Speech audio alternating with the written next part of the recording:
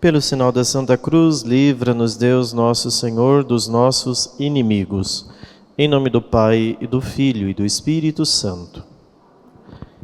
Nos colocamos debaixo da proteção da Santa Mãe de Deus, pedindo o seu auxílio sobre nós, sobre esta noite de estudo e formação, para que o Senhor nos acompanhe com a sua graça.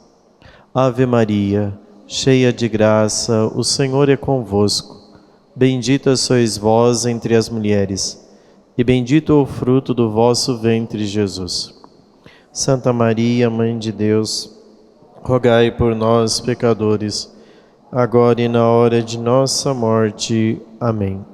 Nossa Senhora, Rainha dos Anjos, peçamos a proteção de nosso anjo da guarda, a fim de que nos socorra, nos proteja, nos livre de todo mal. Livre-nos também de todo espírito de distração. Santo anjo do Senhor, meu zeloso e guardador, se a ti me confiou a piedade divina, sempre me rege, me guarda, me governa, ilumina. Amém. Em nome do Pai, do Filho e do Espírito Santo. São José,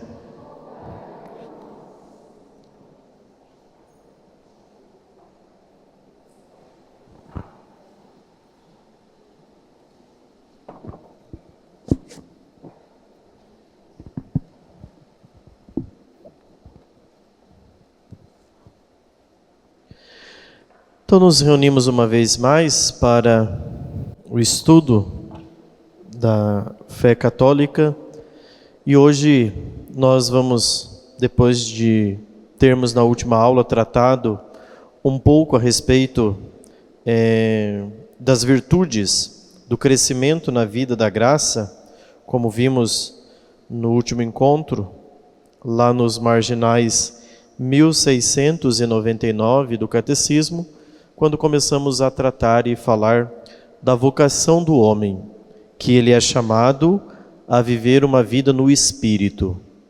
Esta participação, evidentemente, na vida da graça, se faz através da busca e do exercício das virtudes. Dentro desta dinâmica, eu comecei a fazer no último encontro uma introdução à teologia moral, justamente porque nós não podemos incorrer em um risco de pensarmos que o conhecimento dos mandamentos é para que a gente fique depois vomitando sobre as pessoas aspectos da moralidade. Então nós vamos conhecer a moral cristã para que a gente possa aperfeiçoar a nossa vida cristã. Então, se nós formos ao catecismo da Igreja Católica, peguem o catecismo, aqueles que têm em mãos, nós temos a terceira parte do catecismo, ela é dividida em duas partes. A primeira parte eu comentei na semana passada sobre a vocação do homem, a vida no Espírito, e a segunda parte começa a partir do marginal 2052, peguem lá. Em que o Catecismo da Igreja Católica começa a falar dos 10 mandamentos da lei de Deus. Certamente, todos nós, um dia, quando estivemos na nossa catequese, nós, lá na formação catequética, vimos a respeito dos mandamentos alguns elementos, mas não mergulhamos com profundidade esses 10 mandamentos. Então nós vamos tentar fazer isso nestes próximos encontros. Todo mundo encontrou aí? 2052. Se você virar uma página antes, está escrito lá, os 10 mandamentos. Que às vezes a gente tem de cor e salteado dentro da cabeça, mas nós não sabemos muito o que significa cada um dos mandamentos, certo? É interessante porque, se vocês olharem aí no catecismo, existem 3 colunas. A primeira coluna está lá no livro do Êxodo, capítulo 20, quando Deus entregou as tábuas dos 10 mandamentos a Moisés. As tábuas dos 10 mandamentos era dividida em 2 tábuas. Uma tábua estavam escritos os mandamentos em relação a Deus. A outra tábua, os mandamentos em relação ao próximo. Então nós temos 2 tábuas dos 10 mandamentos. A primeira, tudo aquilo que fala da nossa relação com Deus. A segunda, tudo aquilo que fala da nossa relação para com o próximo. Se nós formos olhar o Deuteronômio, que é a segunda coluna que está aí no Catecismo, ela vai apresentar também, no capítulo 5, versículos de 6 a 21, esta dimensão dos 10 mandamentos. Por fim, aí o Catecismo apresenta na terceira coluna aquilo que é a fórmula catequética, que a gente decora a respeito dos 10 mandamentos. Primeiro mandamento, amar a Deus sobre todas as coisas. Segundo, não tomar seu santo nome em vão. E assim sucessivamente, ok? Depois, virando a página, voltando ao 2052, a segunda sessão do Catecismo vai apresentar uma introdução para falar sobre os 10 mandamentos. E o Catecismo começa citando o capítulo 19 do Evangelho de Mateus, que é aquele episódio em que Jesus se encontra com o jovem rico. Logo depois desse encontro, o jovem rico pergunta: Mestre, o que eu devo fazer para ganhar a vida eterna? O que é necessário fazer para entrar no céu? Jesus responde: se queres entrar na vida eterna, guarda os mandamentos. Então, aqui nós temos um primeiro elemento. Para entrar no reino dos céus, para entrar no céu, é preciso observar os 10 mandamentos. Portanto, a observância dos 10 mandamentos, tudo aquilo que está contido nos 10 mandamentos, é de matéria grave. Se você incorre num ato de desobediência, você está pecando gravemente. Tudo aquilo que está nos 10 mandamentos, e nós vamos esmiuçar melhor isto, ok? Então, para chegar à salvação eterna, observa os 10 mandamentos. E aí o jovem rico diz: olha, mas tudo isso eu tenho feito até agora. Aí Jesus olha para ele e diz: olha, se você quer ser perfeito, ou seja, santo, vai, vende tudo que tens, dá aos pobres e terás um tesouro no céu. Então, aqui Jesus faz uma distinção clara. Uma coisa, isso daqui precisa estar bem claro para nós. Uma coisa é salvação eterna. Outra coisa é santidade. Você nunca vai se tornar santo se você não entrar no céu. Mas você pode ser salvo sem ser santo. Ok? Você pode passar esse mundo inteiro, essa vida inteira, cumprindo os 10 mandamentos e não ser santo. Como você pode cumprir os 10 mandamentos e chegar à santidade, trilhando um caminho de perfeição. Aqui que está a distinção que nós precisamos fazer. Para ir para o céu é preciso ser santo? Não. Você precisa observar os mandamentos. Agora, se você quiser já morrer e entrar direto no céu, você precisa ser santo. Aí você precisa, além de observar os mandamentos, ser perfeito. Mas, padre, ser salvo não significa entrar diretamente no céu? Não. Você pode ser salvo e não entrar diretamente no céu. Salvação não é certeza direto no céu. É certeza que um dia você vai entrar no céu. Então, o conceito de salvação está ligado ao momento exato da morte. Se você morreu em estado de graça, você está salvo. Mas não significa que você está no céu. Pode ser que você passe muito tempo no purgatório, purificando das penas temporais, ou seja, das penas que você fez aqui nesse mundo. Por quê? Porque Jesus disse muito claro no Sermão da Montanha. Capítulo 5, versículo 6 do Evangelho de Mateus. Os puros de coração verão a Deus. Para ver Deus é preciso ser puro. Portanto, não pode ter nenhum resquício de impureza. Para isso, então, nós precisamos ser santos, não somente ser salvos. Entenderam a distinção daquilo que é a salvação? Ah, padre, mas eu já cumpri os 10 mandamentos, bonitinho, tá bom. Legal. Te prepara que tem purgatório pela frente. Muito ainda. Porque enquanto você não purificar as penas temporais, ou seja, a inclinação, as desordens que estão dentro de você, você não vai poder entrar no céu, porque no céu entram os puros de coração. Então, se você conseguir, nesta vida, não somente observar os mandamentos, mas também conseguir chegar à perfeição da caridade, do amor, que é a santidade, então, morreu, vai para o céu. Então, assim, é claro que a maioria de nós ouve lá no velório, no dia, nós estamos rezando por esta pessoa que foi para o céu. É meio arriscado dizer isso. Bastante arriscado. É arriscado dizer que ela foi salva. O que dirá dizer que ela foi para o céu? Isso é uma presunção de alguma forma. Então nós estamos aqui rezando, crendo na vida eterna e crendo que Deus, na sua misericórdia, salvou esse nosso irmão. Ai, ela está lá no céu. É uma forma, eu sei que humana, da gente tentar consolar o nosso coração, consolar os familiares, mas não é uma verdade teológica.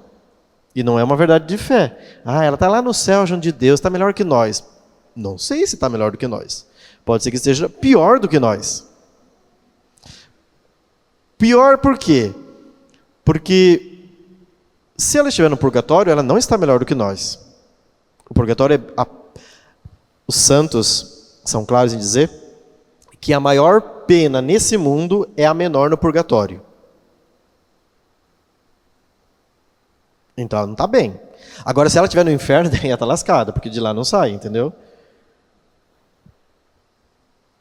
Então, por isso que a gente precisa tomar esse devido cuidado. Nos velórios, né? A gente, tentando consolar, a gente...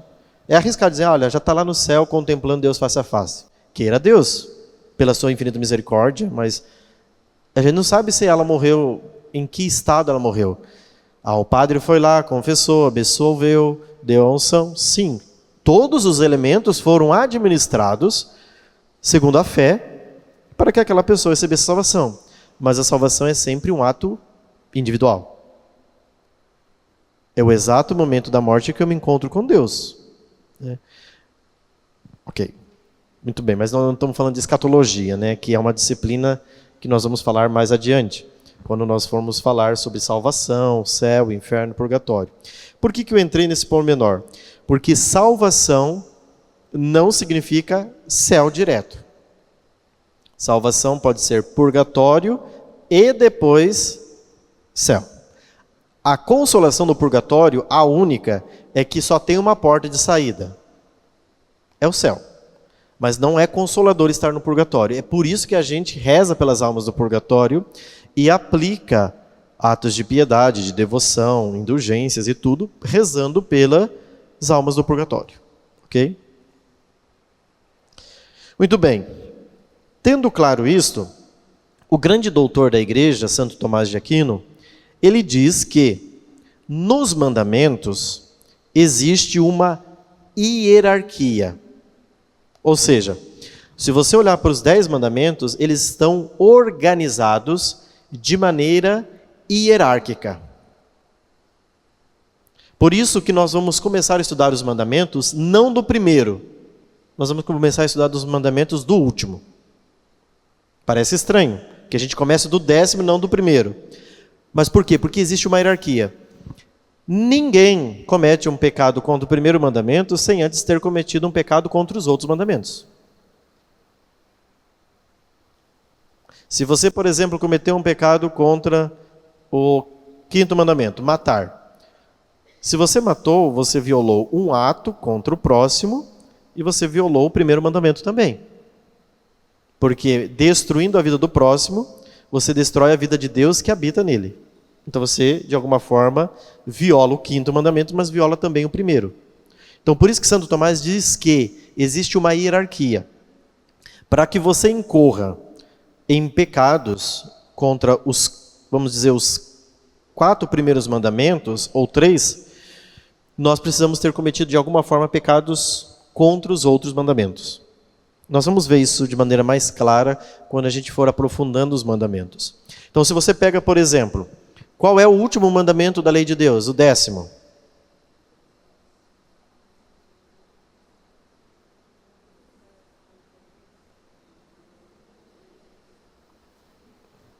Muito bem. Então, o 10º mandamento é não cobiçar as coisas alheias, ok? Quando a gente vai lá para esse mandamento e vai voltando para o 9º, para o 8º, para o 7º, para o 6º, para o 5º, você vai notando que existe uma hierarquia entre eles. Exemplo, é mais grave o pecado do 4º mandamento do que o 6º. Exemplo, é mais grave você, por exemplo, desonrar os seus pais naquilo que tange o respeito aos seus pais do que cometer um adultério, que é o 6º mandamento. Um pecado contra a castidade. Porque existe uma hierarquia. Não estou dizendo que o adultério não seja um pecado grave. É um pecado grave. Mas em termos de hierarquia, o 4º está acima do 6º. Portanto, é mais grave do que o 6º. Se você começa a cometer pecados contra o 4º mandamento, ou seja, que já entrou na relação para com o próximo, de alguma forma você está sujeito a incorrer nas quedas dos próximos mandamentos. Porque assim, é como um dominó. Você vai derrubando tudo. Ok? Então, tudo que está nos 10 mandamentos é de matéria grave. Tendo feito com plena advertência, pleno consentimento e sabendo que aquilo é grave, você cometeu um pecado grave. Ok? Então, por isso é importante a gente entender esta hierarquia. Segundo ponto, os 3 primeiros mandamentos, ou seja, primeiro mandamento, segundo e terceiro, estão relacionados à nossa relação para com Deus. Então, portanto, os 3 primeiros mandamentos são mais importantes do que os outros. É mais importante você vir à missa dominical do que, entre aspas, entendam, não desobedecer seus pais. Até porque, se o teu pai te proibisse um dia de você ir na missa, não vai na missa hoje, e você fosse, você não teria desobedecido seu pai. Porque Deus está acima do seu pai. Então eu vou para a missa, o problema é do senhor, fique aí, eu estou indo. Ah, mas eu desobedeci uma ordem da minha mãe. Não, você não desobedeceu uma ordem da sua mãe. Você obedeceu a Deus. E a sua mãe está indo contra um princípio de fé. Então, portanto, a sua mãe está errada. Então, você não cometeu um pecado contra o 4º mandamento. Você cometeria contra o 3º se você não fosse. Ok? Então, os 3 primeiros mandamentos, nossa relação para com Deus. Do 4º ao 10º, nossa relação para com o próximo. E na relação para com o próximo, é mais importante os nossos pais. Nós vamos ver que no 4º mandamento não está incluso somente o relacionamento com os pais, mas está também incluso o relacionamento dos pais para com os filhos, naquilo que tange a paternidade e a maternidade. Ok? Então vamos começar. Tudo claro, né, até aqui? Então, que os 10 mandamentos têm uma hierarquia. Dentro desses 10 mandamentos, eles estão divididos em 2 tábuas. A primeira tábua em relação a Deus, a segunda em relação ao próximo. Do 1º ao 3º, Deus. Do 4º ao 10º, o irmão. Muito bem. Então, vamos começar pelo 10º mandamento. Marginal 2534. Hoje nós vamos estudar o 10º mandamento, que vocês terão que decorar para o resto da vida, que consiste em: não cobiçarás coisa alguma do teu próximo. Não cobiçar. 2534. Amém? Encontraram aí? Muito bem. Então vejam, uma nota. O 9º e o 10º mandamento, eles não falam de atos contra o próximo, mas eles falam de desejos. Qual que é o 9º mandamento? Não desejar a mulher do próximo, ou o homem da próxima. Tanto faz. É o desejo. O 10º mandamento também fala do desejo. Então, os 2 últimos mandamentos não falam de atos, falam de desejos. O 8º, o 7º, o 6º, o 5º e o 4º falam de atos, que nós não podemos fazer contra o próximo. Daí vai colocando a hierarquia dentro de cada um desses mandamentos. Então, os 2 últimos, tanto este que nós vamos falar hoje, que é o 10º mandamento, como o 9º, fala de desejo e não de ato. E talvez está aqui o perigo, que a gente não confessa muitos pecados. E são pecados graves. 2534, diz o Catecismo. Cita o livro do Êxodo, cita o Deuteronômio e depois cita o Evangelho de Mateus. Comecemos lá, olha. O 10º mandamento desdobra e completa o 9º. Então, o 10º mandamento é um desdobramento do 9º mandamento, que se refere à concupiscência da carne. Então, o 9º mandamento, ele fala do desejo da carne. Se vocês forem à primeira carta de São João diz que dentro de nós existe uma tríplice concupiscência. Vocês se lembram da tríplice concupiscência?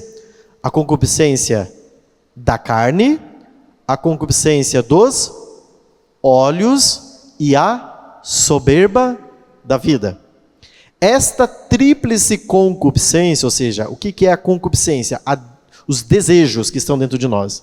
Existem desejos. Estão dentro do coração humano. E nós desejamos.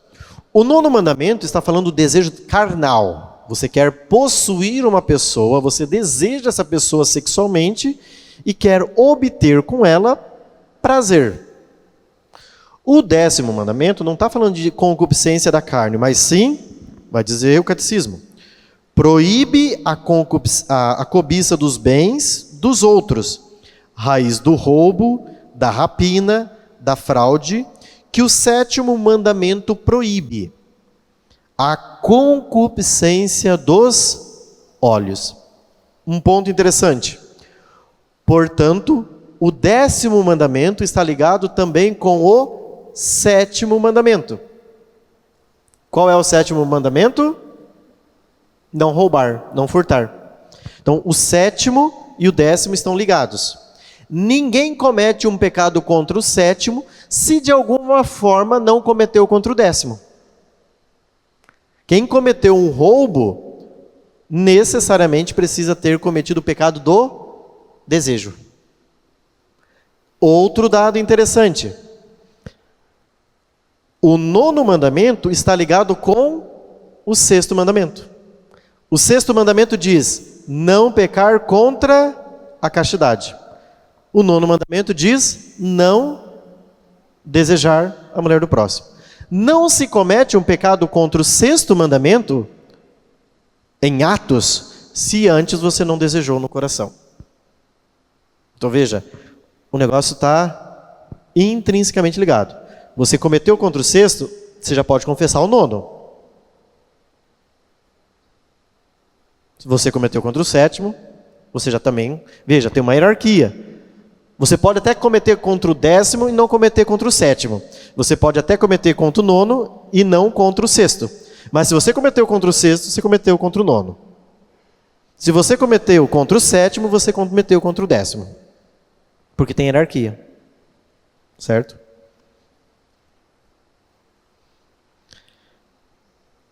A concupiscência dos olhos leva à violência e à injustiça, proibidas pelo 5º preceito. Então veja, as coisas estão tudo amarradas. E aí a pessoa, ai padre, eu olho para os 10 mandamentos, não fiz nada. Né? Mas uma coisa, as coisas, Deus amarrou tão bem, que não tem como escapar. Mais ou menos você pega de um lado, você escapa no outro, né? Então veja, se você desejou, ou seja, 10º mandamento e 7º, você pode incorrer contra o 5º.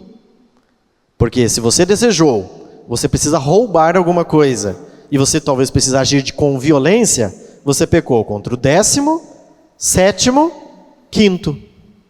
E pode ser que ainda isso seja do teu pai, 4º. Pode ser que sim. A gente vê filhos matando o pai, então não é de se surpreender que isso aconteça. Então, as injustiças proibidas pelo 5º preceito podem ter sua raiz lá nos outros mandamentos. A cupidez tem sua origem como a fornicação, na idolatria proibida nas 3 primeiras prescrições da lei. O 10º mandamento se refere à intenção do coração e resume, junto com o 9º, todos os preceitos da lei. Então, o 10º mandamento está falando de intenção do coração. Não está falando de um ato, é de você ter uma intenção dentro do coração. E aí o que o catecismo faz? O catecismo explica as desordens das concupiscências. Então vamos entender o que é concupiscências, palavrão, né? O catecismo vai nos explicar agora. Até aqui tudo bem? 2535. Vocês vão ver que tudo que nós vamos falar aqui está dentro de vocês. Se não estiver dentro de vocês, podem ter 2 coisas.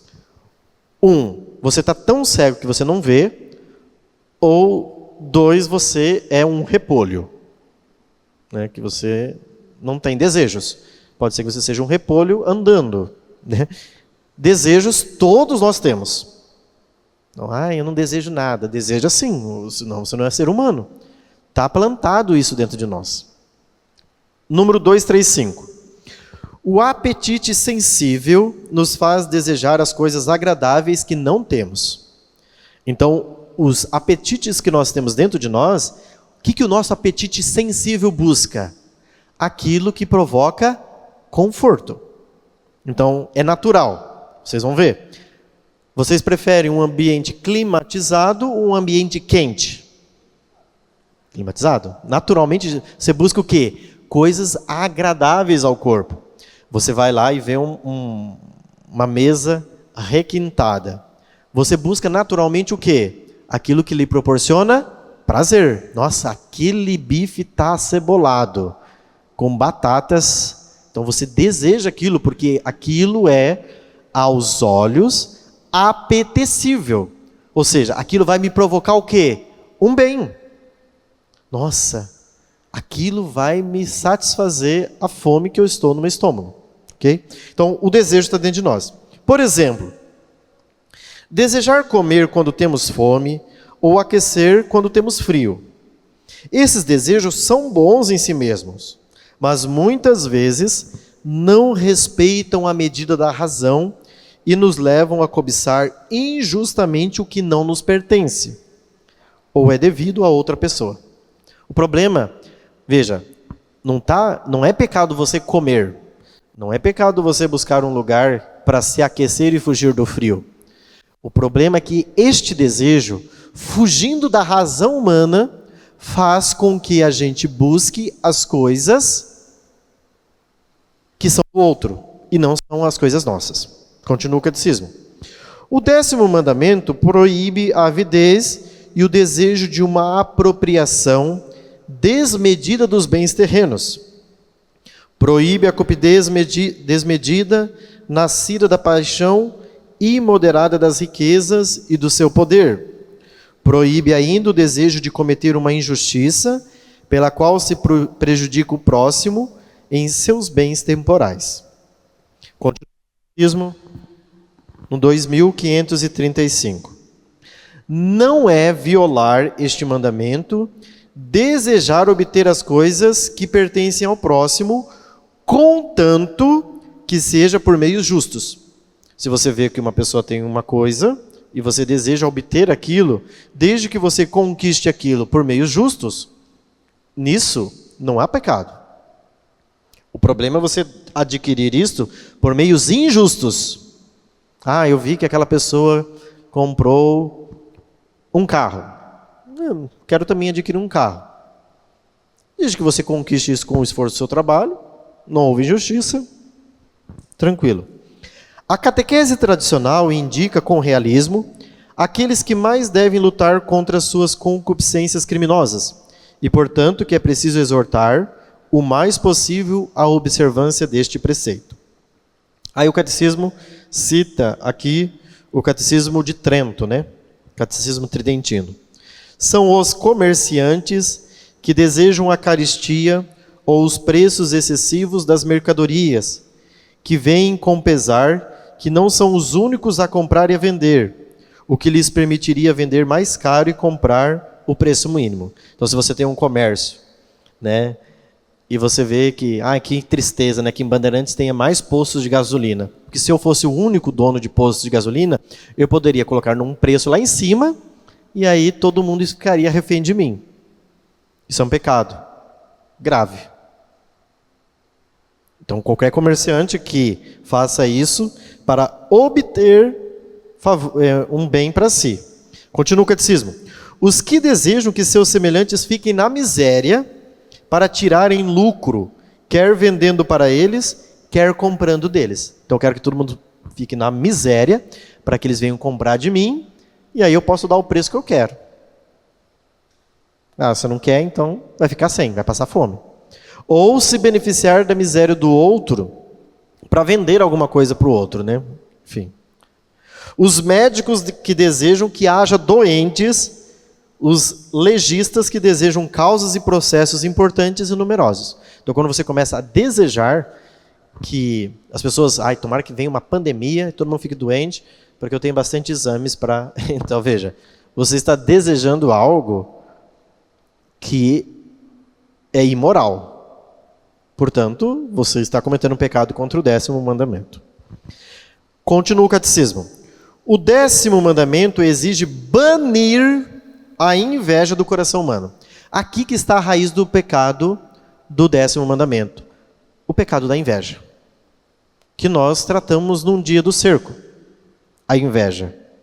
O pecado da inveja é a raiz do 10º mandamento. Do pecado contra o 10º mandamento da lei de Deus. Eu trouxe aqui um livro do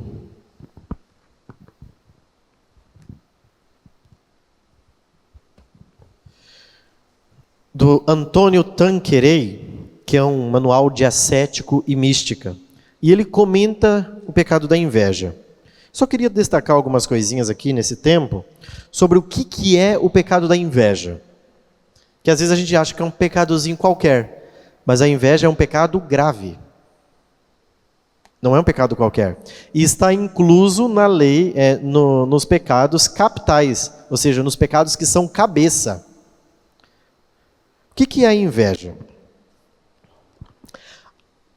A inveja é uma tendência dentro de nós de entristecer-se com o bem do outro. Você fica triste porque você vê o outro progredindo. Você fica triste porque vê o outro adquirindo as coisas. Ao invés de você se alegrar com o bem do outro, você se entristece. Como se algo que o outro possui atingisse a nossa superioridade. Então, você vê que o outro progride, você fica triste.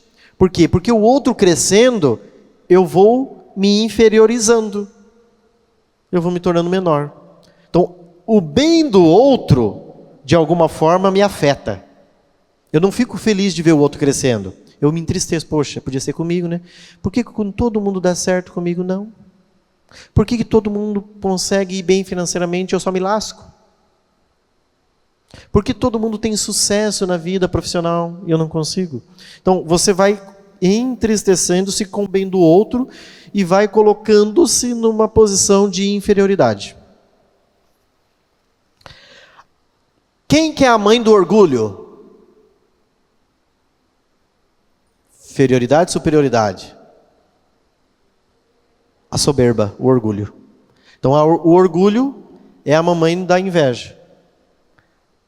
Nasce a inveja dentro do coração porque você é orgulhoso. Então, ninguém é invejoso se não for orgulhoso. Todo orgulhoso é invejoso.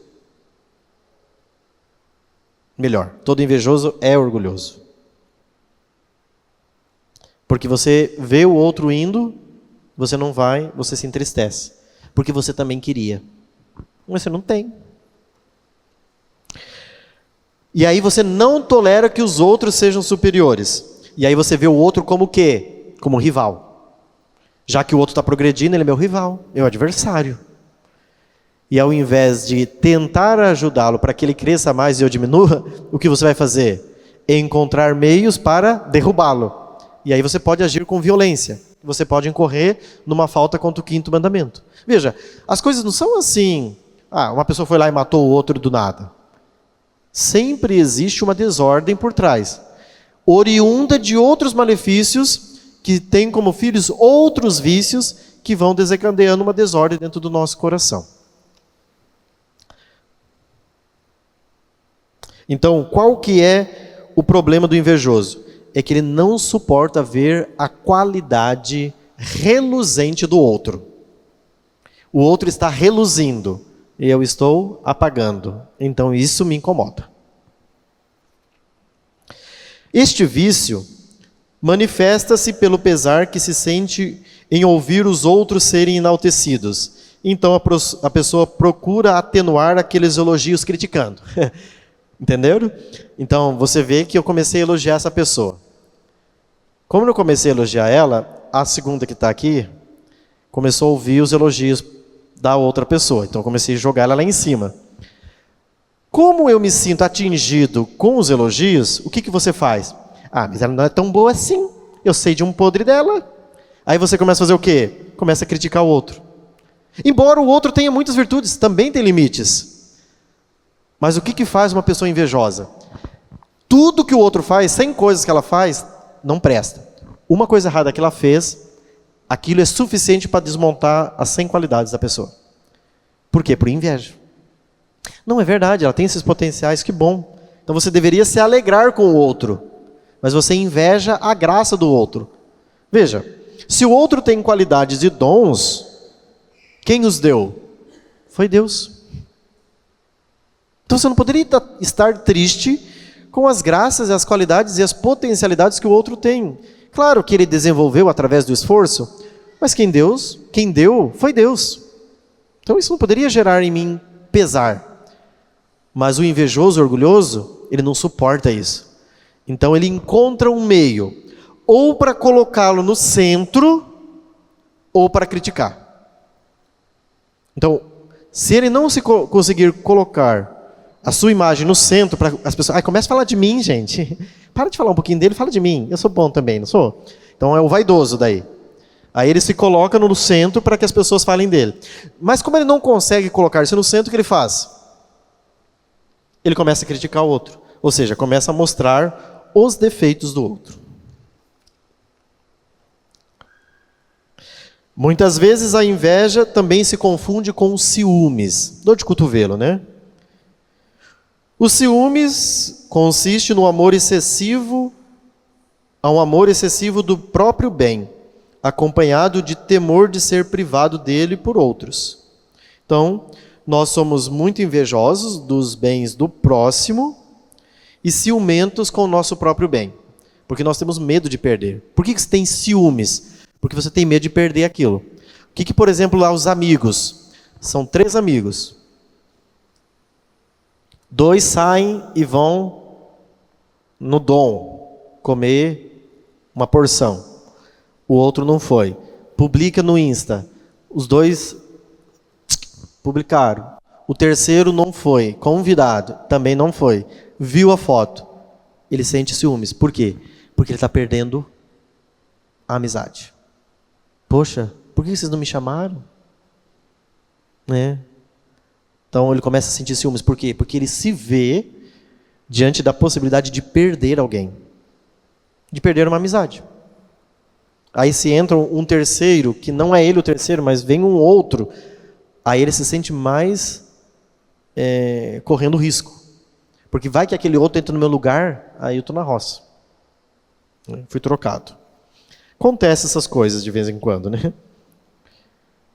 Então, a inveja é um pecado mortal. E veja, a inveja é um pecado mortal por sua própria natureza.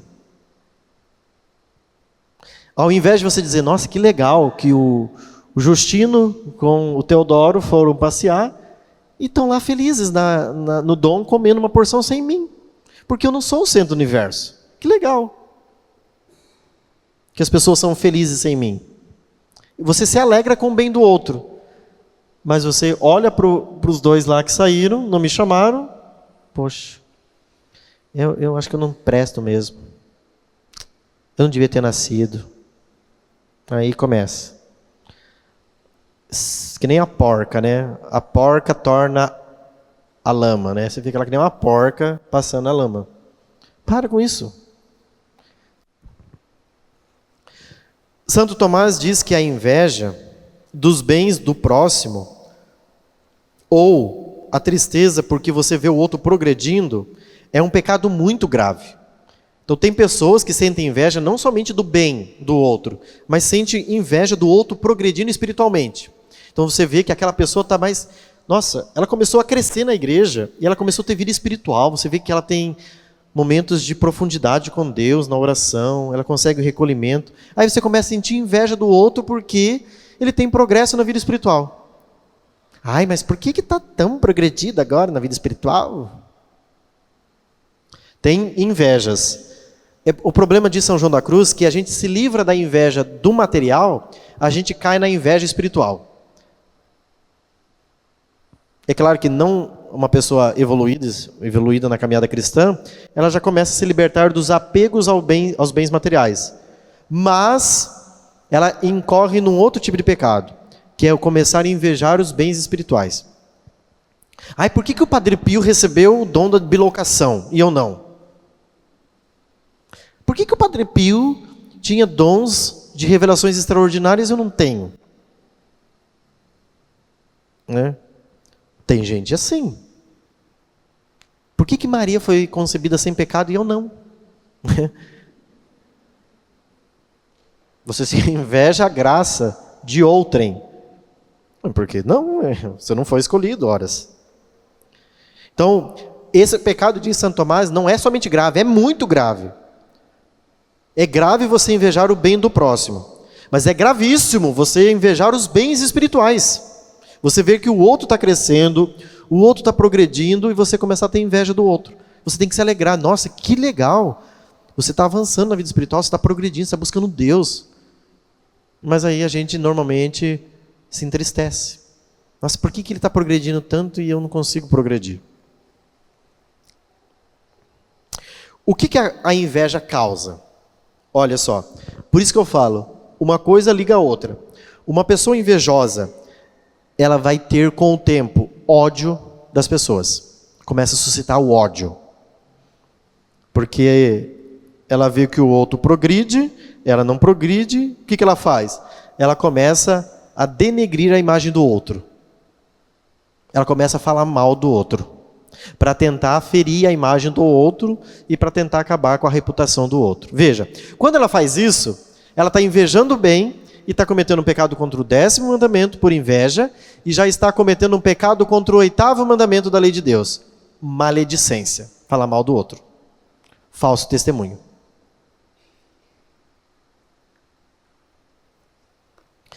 Uma pessoa invejosa, ela gosta de divisão. Ela veio para semear divisão. Não somente com os estranhos, mas também entre os familiares. Né?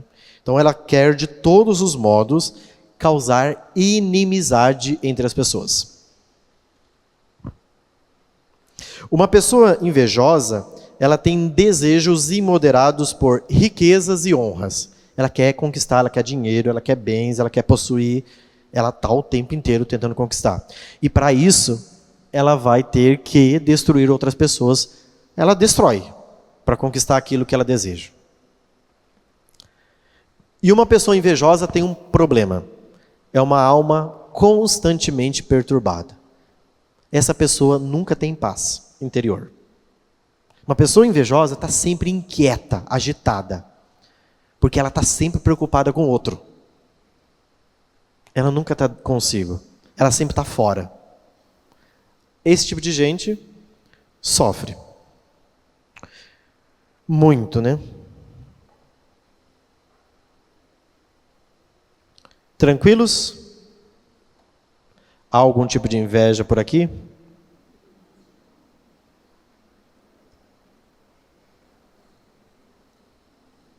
Muito bem, vamos continuar o catecismo, né? Então, já viram que o 10º mandamento... Vocês já prestaram atenção antigamente confessar o 10º mandamento? Vocês confessavam o 10º mandamento quando vocês iam fazer o exame de consciência com essa visão? Não cobiçar as coisas da lei. Eu não desejei nada. Só isso. A pessoa pensa assim, não cobiçar as coisas da lei, não desejei nada. Não pequei contra o 10º mandamento. Quando a gente vai olhar o mandamento de maneira mais profunda, aí a gente vê que o nosso coração tem umas coisinhas meio doidas, não tem? Tá. Então, 2538 do Catecismo. O 10º mandamento exige banir a inveja do coração humano. Quando o profeta Natã quis estimular o arrependimento do rei Davi, contou-lhe a história do pobre que possuía uma única ovelha, tratada como sua própria filha, e do rico que, apesar da multidão de seus rebanhos, invejava o primeiro e acabou roubando-lhe a ovelha. A inveja pode levar às piores ações. Uma pessoa invejosa faz coisas absurdas. Olha o que o catecismo diz na última linha do 2538, antes da citação. É pela inveja do demônio que a morte entrou no mundo. O pecado inicial do demônio é um pecado de inveja. O demônio é invejoso. E é isso que fez com que o pecado entrasse no mundo. A inveja de Satanás. 2539. A inveja é um vício capital. Designa a tristeza sentida do bem do outro e do desejo imoderado de sua apropriação, mesmo indevida. Quando deseja um grave mal ao próximo, é um pecado mortal. Então você vê que o outro tem um bem, você deseja um mal para o outro, em vista daquele bem, pecado mortal. Somente o desejo, você não fez nada de mal para o outro. Você desejou somente. Santo Agostinho, uma citação bonita, via na inveja o pecado diabólico por excelência. Da inveja nascem o ódio, a maledicência, ou seja, falar mal dos outros, a calúnia, a alegria causada pela desgraça do próximo e o desprazer causado por sua prosperidade. Então você se alegra porque você vê o outro indo para a desgraça. Está indo para o buraco. Que alegria. Olha aí. Viu? Está indo para o buraco. Está falindo. Está pagando. Que legal. Né? Então, o se alegrar pela desgraça do outro, mesmo que o outro tenha cometido injustiças, é um pecado que destrói a caridade do coração e um pecado de inveja, porque você está desejando o mal para o próximo. É pecado mortal. O desejo, não é que você foi lá e fez o mal para o outro. A inveja, 2540, representa uma das formas de tristeza e, portanto, uma recusa da caridade. O batizado lutará contra ela mediante a benevolência. Está aqui o remédio para a inveja. Desejar o bem do outro. Quando ele me fez mal, que Deus o abençoe. Muito. Mas padre, eu não consigo. Vai ter que conseguir. A caridade cristã exige isso de você, que você deseje o bem do outro, a benevolência do outro. A inveja provém muitas vezes do orgulho. O batizado se exercitará no caminho da humildade. Aí vem uma citação do catecismo. Aí o catecismo faz uma oposição, mostrando que os desejos concupiscíveis são combatidos com os desejos do espírito. Então, os desejos da carne são maus, os desejos do espírito geram vida, certo? Então, se você quer combater toda espécie de mal, você vai precisar buscar os desejos do espírito. E para isso, o catecismo apresenta lá no 2544.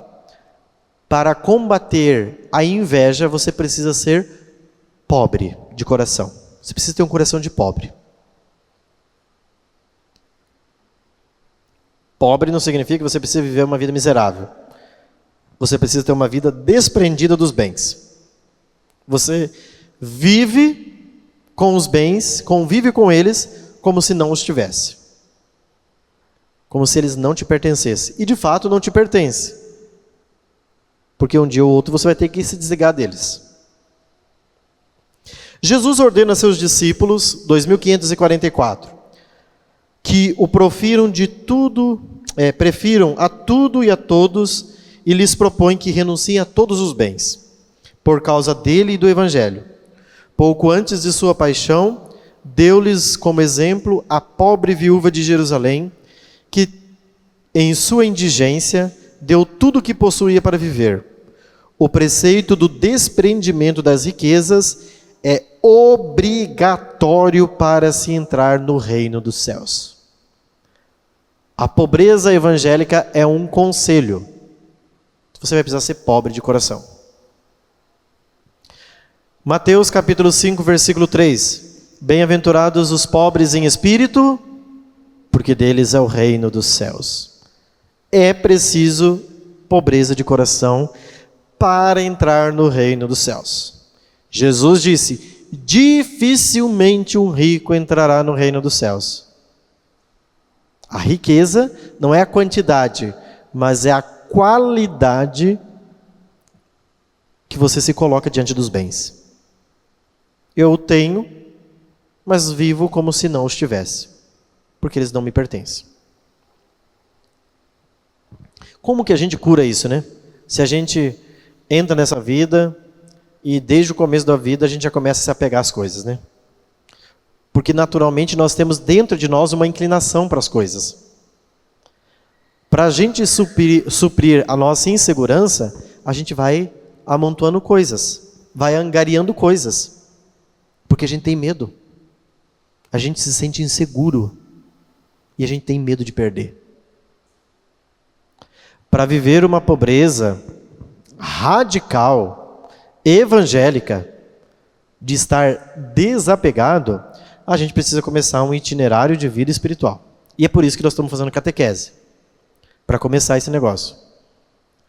Tem um livro de Santa Teresa de Ávila, que se chama As Sete Moradas, ou O Castelo Interior, que é uma obra na qual Santa Teresa de Ávila se dedicou exclusivamente a ajudar a gente a chegar nas vias superiores da alma.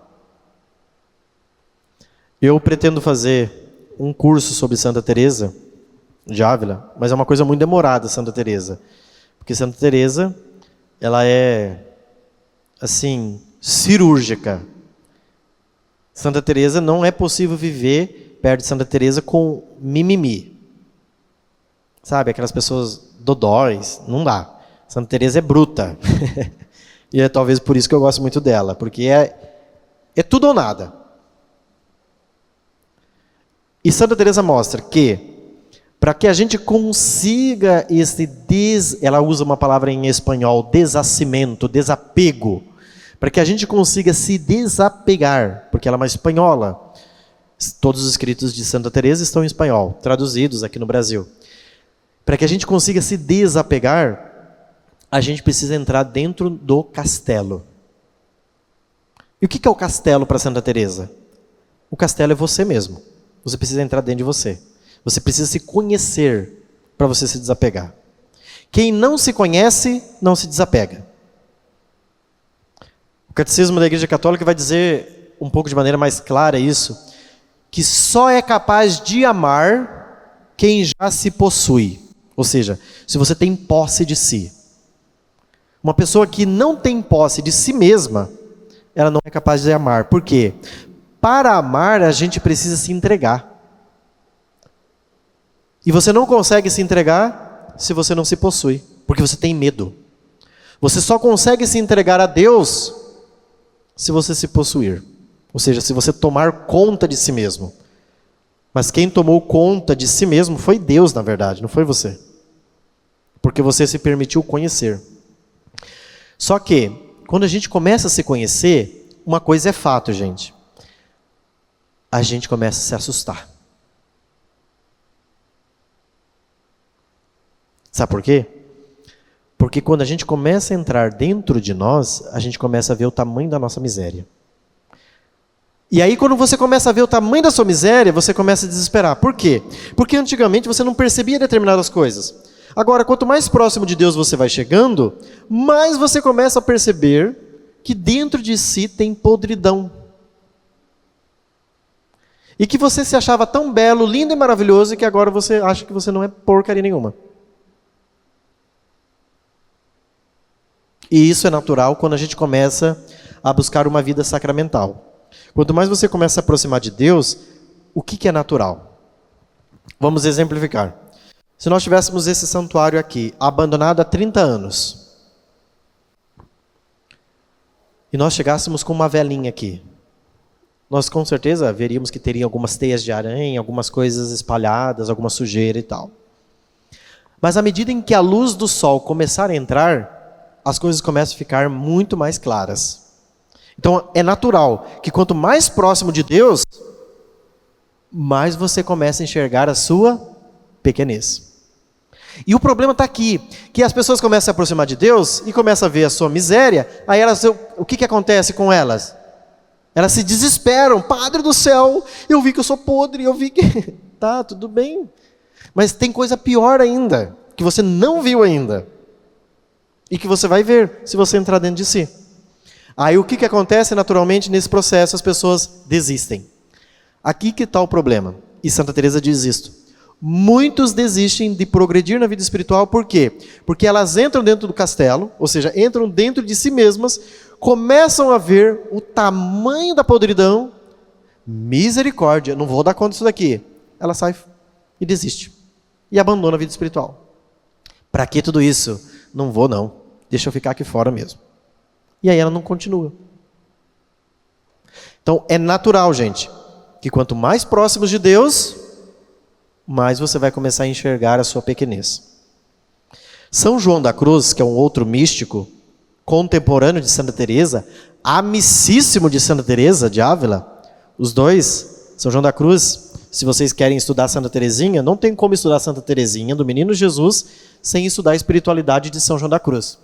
Porque Santa Teresinha bebeu toda a espiritualidade de São João da Cruz. A espiritualidade de Santa Teresinha, ela é embebida da espiritualidade de João da Cruz e de Santa Teresa. Mais de João do que Teresa. E na espiritualidade de São João da Cruz está lá, claríssimo. Você precisa chegar a compreender que você é um nada. Nada. Você sabe o que é o nada? Nada. Enquanto a gente não entende isso, você não começa a progredir. Por quê? Porque a gente está muito cheio de nós mesmos. E quando você entende que você é um nada, aí você começa a esvaziar, você começa a encher-se de Deus e não encher-se de si. Porque o problema é que nós estamos muito cheios de nós mesmos.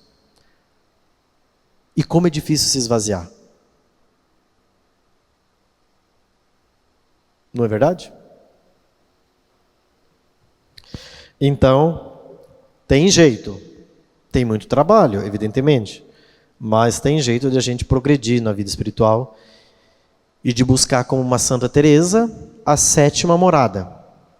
Se vocês não tiveram a oportunidade ainda de conhecer esse livro, um dia procurem conhecê-lo. Mas leia alguma coisa sobre o livro e não leia o livro, porque senão você vai se assustar. Assustar por quê? Porque quando você vai passando as moradas de Santa Teresa, primeira, segunda, terceira, quarta, quinta, sexta, sétima, a sétima, você vai vendo que é um itinerário de progresso. Quando a pessoa chega na terceira morada, ela fala isso daqui é impossível para uma pessoa humana chegar nisso daqui. As pessoas desanimam. Por isso que Santa Teresa é considerada uma doida para alguns. Porque ela vai ensinando um caminho, só que as pessoas já querem progredir de um dia para o outro, e aí quando elas veem o que tem que fazer lá na frente, elas não dão conta, elas desistem. Então, as moradas é como Santa Teresa diz, como a casca de uma cebola. Quando você vai tirando as cascas para chegar no centro,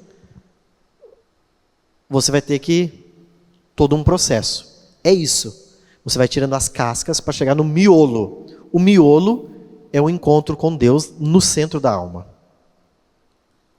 Pergunto para vocês. Vocês creem que Deus habita dentro de vocês? Vocês veem isso?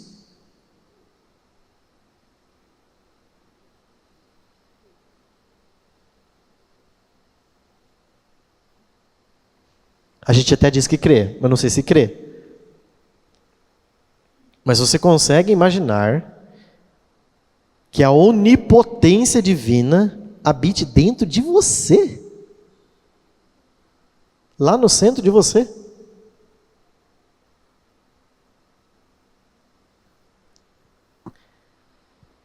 A gente sabe por fé que isso é real, que isso é verdade, mas a gente não vê.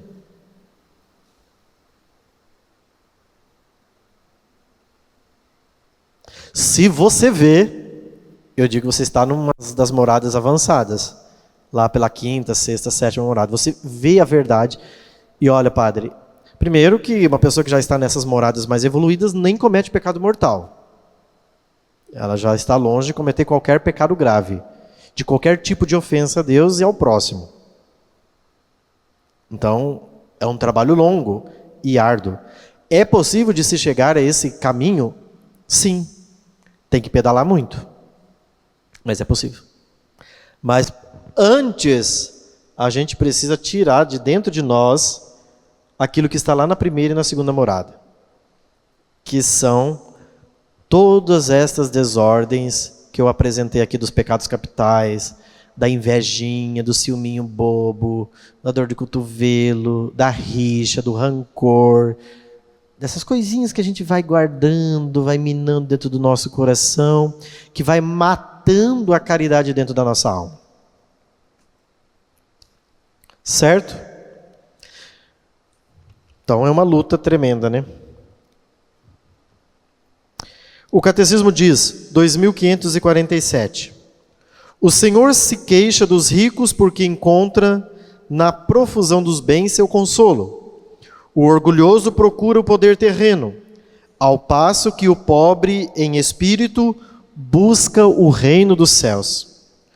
O abandono nas mãos da providência do Pai do céu liberta da preocupação do amanhã. Como esse negócio é difícil, gente. Você não se preocupar no amanhã, com o amanhã. E você confiar que Deus vai cuidar de tudo. Não é verdade? Como é difícil você falar assim, eu vou me abandonar à providência divina e vou confiar que ela conduz. A gente confia desconfiando, não é? Sempre tentando meter as mãos um pouco na frente para tentar controlar a coisa.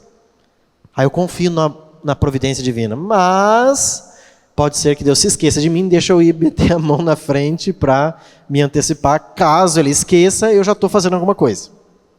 Isso não é confiança na providência divina.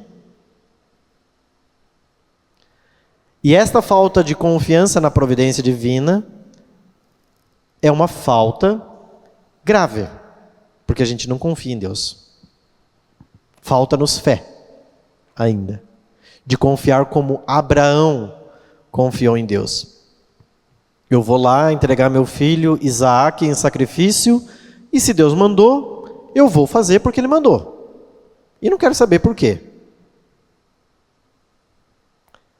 Agora, quando aparecem as perguntas, mas por que comigo?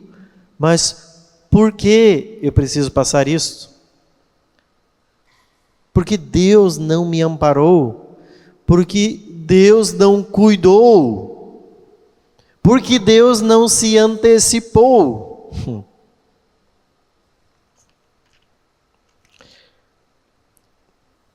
Compreenderam mais ou menos, então, essa dinâmica do 10º mandamento. Por fim, o catecismo coloca: quero ver a Deus. O desejo da felicidade liberta o homem do apego imoderado dos bens deste mundo, que se realizará na visão da bem-aventurança de Deus. A promessa de ver a Deus ultrapassa todas as bem-aventuranças. Na Escritura, ver é possuir. Aquele que vê a Deus obteve todos os bens que podemos imaginar. E aí o catecismo vai concluir com uma passagem de Santo Agostinho na Cidade de Deus, um livro de Santo Agostinho famoso sobre a Cidade de Deus. Então, para concluir, eu só quero citar um ponto que Santo Tomás de Aquino diz aqui em relação ao 10º mandamento, que eu acho muito importante a gente frisar e até anotar isso daqui. Então, Santo Tomás apresenta 3 razões pelas quais Deus colocou esse mandamento, como 10º mandamento. Olha a sabedoria de Santo Tomás num comentário sobre os 10 mandamentos. Por que Deus colocou como 10º mandamento não desejar, não cobiçar os bens do próximo? São Tomás diz, a primeira razão é que o homem tem um desejo sem limites. Porque o próprio desejo é ilimitado. Então Deus coloca um limite para dizer, olha, você não pode desejar tudo. Você precisa ter um limite no desejo. É por isso que Deus coloca, Santo Tomás diz, a primeira razão. O homem que cobiça não se contenta com nada. E você pode ver, a pessoa mais rica do mundo, ela não está satisfeita. Você pode ganhar 10 mil, você não está satisfeito. Pode subir para 20 mil, você não está satisfeito. Você pode subir para 30 mil, você não está satisfeito. Está 100 mil, você não está satisfeito. A pessoa mais rica do mundo quer mais. Então nosso coração deseja muito. Por que Deus pede para a gente não cobiçar? Santo Tomás diz, para controlar esse desejo imoderado que existe dentro de nós.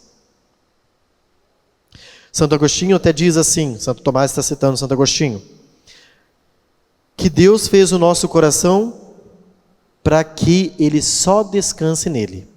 É por isso que o nosso coração fica inquieto. Por que você é inquieto? Porque o seu coração foi feito para Deus. Só que quando você começa a colocar as criaturas no lugar de Deus, você está pervertendo a ordem criada. O seu coração foi feito para desejar quem? Deus. E você está desejando quem? As criaturas. Então Deus coloca um limite. Você pode ter bens, mas os bens não podem ser postos ou colocados no lugar de Deus. Segunda razão, a cobiça, o desejo destrói o coração. Então você vai destruindo dentro de você o amor. E o que acontece? Uma pessoa que deseja o tempo inteiro, ela se perde porque ela não consegue dormir, porque está o tempo inteiro desejando.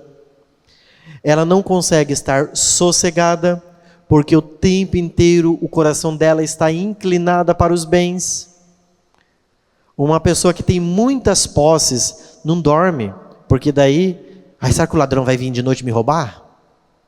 Então ela não consegue ficar com o coração sossegado, ela não descansa.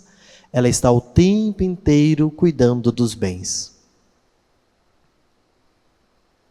Terceira razão, a cobiça de um homem rico torna suas riquezas inúteis, tanto para si como para os outros, porque ele deseja apenas agarrar-se a elas. Então, Deus coloca um limite, porque diz Santo Tomás, citando o Evangelho, Um coração que cobiça o tempo inteiro é um coração mesquinho. Um coração mesquinho aceita suborno. Um coração mesquinho aceita injustiças. Então veja, essa pessoa vai cedendo lenta e gradualmente para os outros malefícios. Por quê? Porque ela quer tudo. Ela ambiciona, ela deseja tudo. Por fim, uma pessoa invejosa também será uma pessoa avarenta. Veja que as doenças da alma, elas não estão divididas, elas estão tudo juntas, gente. Uma pessoa invejosa é uma pessoa que é avarenta. Por quê? Porque ela inveja e ela quer ter. Então ela já deseja o que é do outro. Deseja as posses do outro. Então ela já quer o bem do outro. Apego aos bens. Tem um livro de teologia espiritual, A Teologia da Perfeição Cristã, que é do padre Antônio Royo Marim. Ele é um dominicano. E esse livro está todo pautado na teologia tomista, na teologia de Santo Tomás de Aquino. É fantástico. Só que o problema é o seguinte, quando você começa a mergulhar nesse livro, você vai vendo como que as desordens que existem dentro de nós, elas estão todas ligadas. Você descobre uma desordem aqui, você descobre outra desordem lá, e aí você vai vendo que está uma grande confusão dentro de nós. Que nós somos um grande tsunami. Uma grande confusão. E ele mostra que é possível a gente conseguir o aperfeiçoamento, o crescimento e o controle de todas essas desordens. Isso se faz através da busca da virtude. A conquista das virtudes é o caminho para que você possa ir moderando essas desordens que estão dentro de nós. Oi? Padre Antônio Royo Marim é um padre dominicano, morreu há pouco tempo, que escreveu uma obra chamada Teologia da Perfeição Cristã. É um sacerdote muito, muito bom. Você encontra vídeos dele no YouTube, ele morreu há pouco tempo. Muito bem. 10º mandamento, então, creio que a explanação tenha deixado claro, né? O 10º mandamento está ligado com a cobiça, está ligado com a inveja, com os desejos concupiscíveis dentro da nossa alma.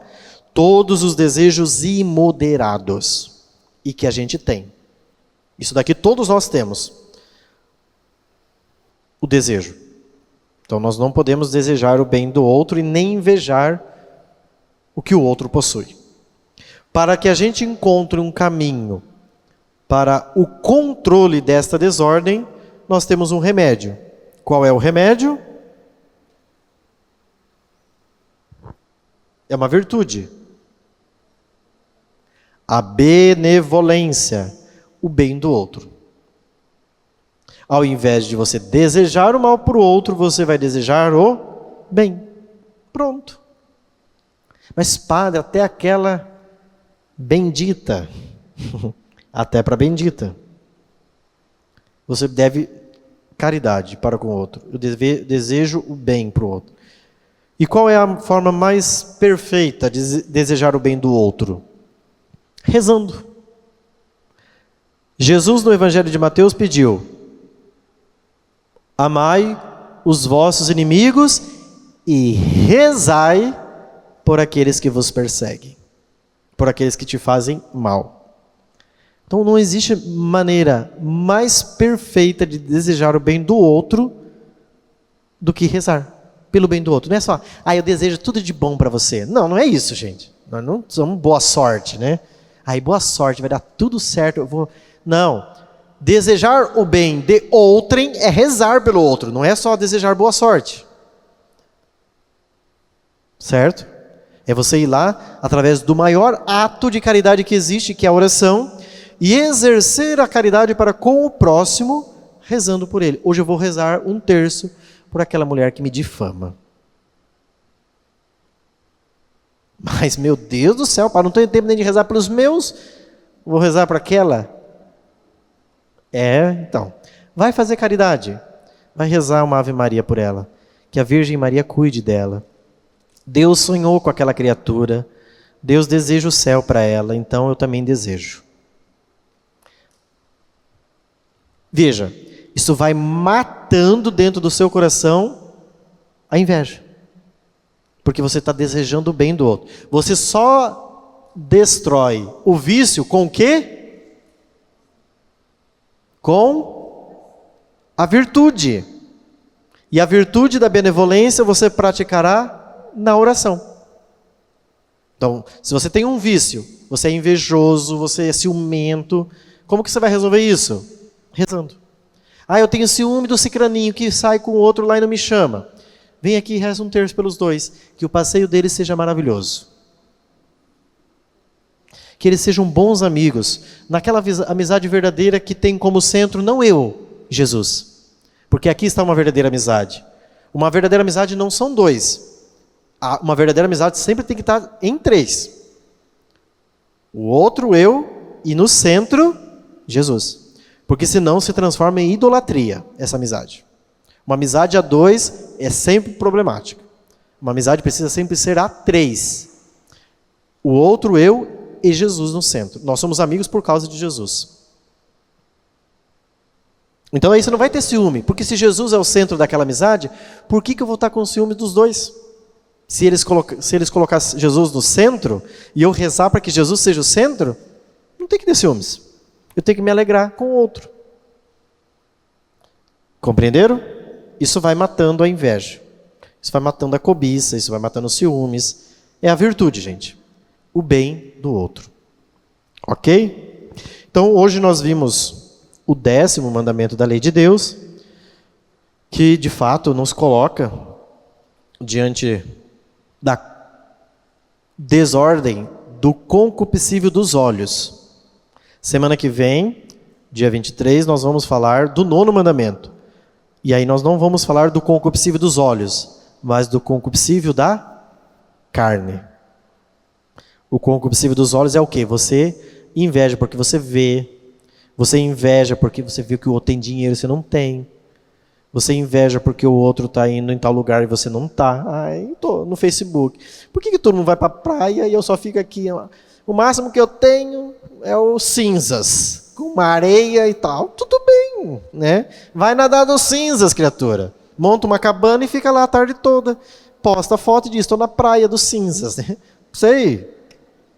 Ai, meu Deus do céu, ai que delícia, está todo mundo lá, tomando um bronzeado, né? E eu estou me bronzeando aqui, no quintal de casa, né? No lote que eu estou capinando. Tudo bem. Deus seja louvado, porque o outro está lá e você está aqui. Você tem lote para capinar, né? O outro não tem. Talvez tenha, mas tem outra pessoa que vai capinar, né? Mas tudo bem. Então, benevolência para com os outros. E não ciúmes, não inveja. Difícil? É, porque o nosso coraçãozinho é ciumento, apegado, né? Então, nós vamos nesse momento rezar, né? Ninguém aqui fica olhando no Facebook, né? Então, não tem esses problemas, né? Em nome do Pai, do Filho e do Espírito Santo. Santíssimo Deus do céu, a quem submetemos como criaturas e que pelo batismo nos tornamos vossos filhos. Concedei-nos a graça, Senhor, de ver todos os irmãos como aquilo que de fato são, nossos irmãos. Libertai-nos, Senhor, de todo espírito de rivalidade. Libertai o nosso coração de toda inveja, de todos ciúmes. Dai-nos um coração benevolente, para amarmos os nossos irmãos e desejar a eles o maior de todos os bens eternos. Conduzi-nos, Senhor, na peregrinação desta vida, rumo à pátria eterna, onde todos juntos desfrutaremos da felicidade que não tem fim. Concedei-nos, por intercessão de vossa Mãe Santíssima, a graça de um dia contemplarmos aquela felicidade que ela já vive no céu, junto com São José e todos os santos. Ave Maria, cheia de graça, o Senhor é convosco. Bendita sois vós entre as mulheres, e bendito é o fruto do vosso ventre, Jesus.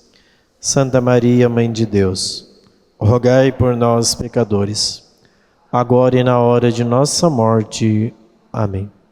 Nossa Senhora, Rainha dos Anjos, São José, Santa Teresinha do Menino Jesus, o Senhor esteja convosco. Abençoe-vos Deus Todo-Poderoso, concedendo uma boa noite de sono, um santo descanso e a paz que vem do coração de Jesus. Pai, Filho e Espírito Santo. Amém. Até semana que vem, dia 23, quando nos reunimos mais uma vez para estudarmos a fé católica.